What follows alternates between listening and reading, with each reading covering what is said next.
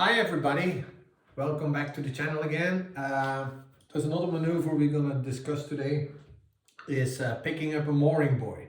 So I put myself a mooring buoy here and I've got a boat around here and I got some wind from a direction. So how are we going to do that? Well, we've seen the lessons of pivoting points. If you haven't seen that one, just go to that one first and look at that video pivoting point basics it's called.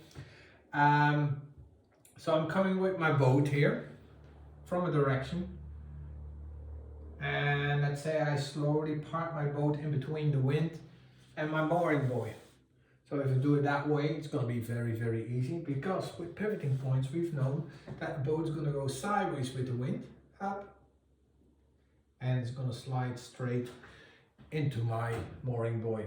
So it's a very easy and lovely maneuver to do. Don't go too fast with the speed, because if you go too fast with the speed and you gotta brake a little bit, you're gonna turn the prop in the other direction, which kicks in, you know, the prop effect, and it might turn the boat around a bit and you just might miss your pivoting or your mooring buoy. So go slow is very pro in this case. All right, so how do you do it? Slowly in between, we put it in neutral, we stop it and we let it slide. I've taken a bigger distance here, but normally I would come in a little bit closer and I would just let the boat slide in.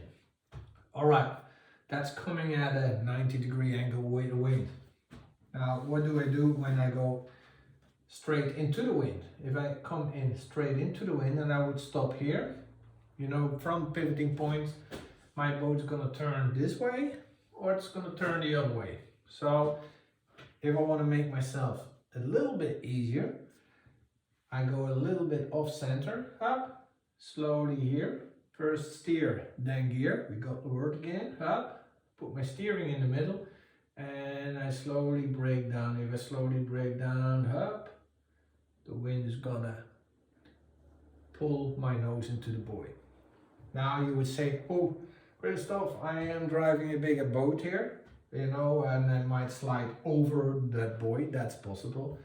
So in that case, I would go a little bit further and have it in the back, but you need to prepare your lines before you do stuff like that. All right, so third situation. So the last situation is I've got the wind coming from the back. Okay, I'm here, coming into my mooring buoy. That turn might be very difficult to take. So how do I get a solution for that? Well, let's turn a bit more in this direction, up, make myself a little bit more like a circuit. I'm gonna come in close here, up on the upwind side of the mooring buoy, and the wind's gonna push me in and it's gonna be very easy to do. So I hope this helps you and it stops you from having troubles picking up your mooring buoy. All right, I'll see you in the next video.